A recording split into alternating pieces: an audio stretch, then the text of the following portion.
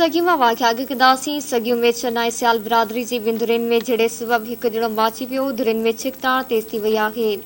कच्चे वाले इलाइक़े मंगी माड़ी थाने जी हद केटी मंगी माड़ी में चन्ना ऐं सियाल बिरादरी जी बिंदुरिन विच में जड़े दौरान गोलियूं लॻण सबब सियाल बिरादरी जो गुल बहार सियाल मारिजी वियो आहे।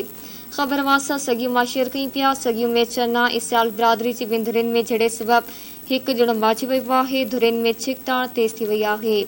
कच्चे वाले इलाइक़े मंगी माड़ी थाने जी हद केटी मंगी माड़ी में चन्ना ऐं सियाल बिरादरी जी बिंदुरिन में जड़े दौरान गोलियूं लॻण सबब सियाल बिरादरी जो गुल बहार सियाल मारिजी वियो आहे।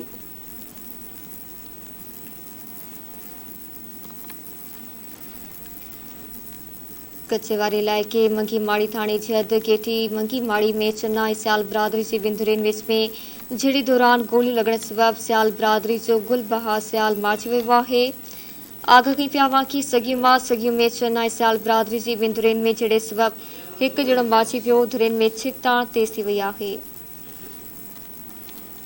कच्चे वाले इलाइक़े मंगी माड़ी थाने जी हद केटी मंगी माड़ी में चन्ना ऐं सियाल बिरादरी जी बिंदुरिन में जड़े दौरान गोलियूं लॻण सबब सियाल बिरादरी जो गुल बहार सियाल मारिजी वियो आहे।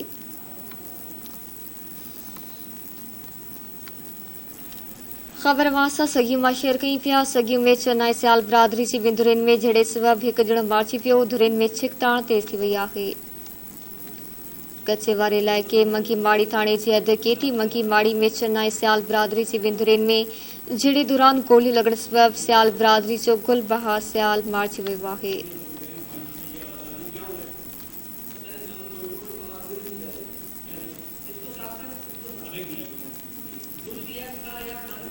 ख़बर वासा सगियो मां शेयर कई पिया सगियो में चन्ना ऐं सियाल बिरादरी जी बिंदुरिन में जड़े सबब एक जणो मारिजी वियो दुरिन में छिकताण तेज थी आहे।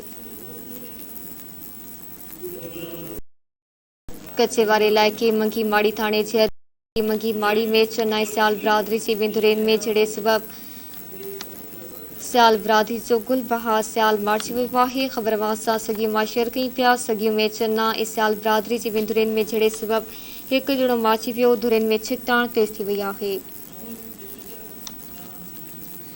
कच्चे वाले इलाइक़े मंगी माड़ी थाने जी हद केटी मंगी माड़ी में चन्ना ऐं सियाल बिरादरी जी बिंदुरिन में जड़े दौरान गोलियूं लॻण सबब सियाल बिरादरी जो गुल बहार सियाल मारिजी वियो आहे।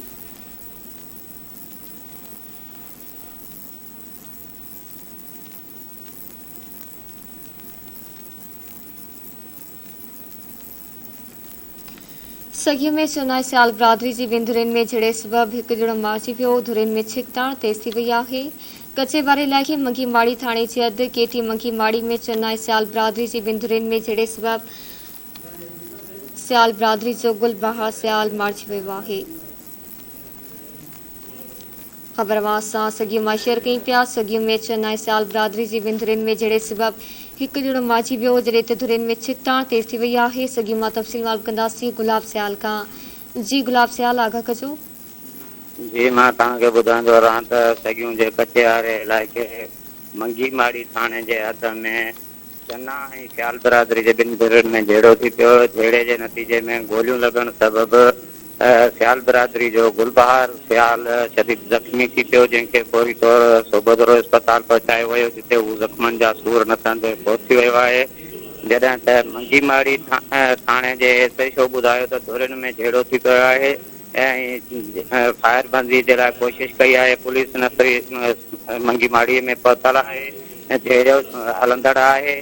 होॾां ज़मींदार लियाकत अली मंगीअ जे कमदार ॿुधायो त जेको आहे सो सियाल बिरादरी जे घरनि ते चन्ना बिरादरी जे माण्हुनि करे माल खाइण जी कोशिशि कई। रोकण ते जेको आहे सो गुलबहार सियाल खे गोलियूं हणी क़तलु कयो वियो आहे। जी महिरबानी गुलाब सियाल तफ़सील ॾियण जे लाइ।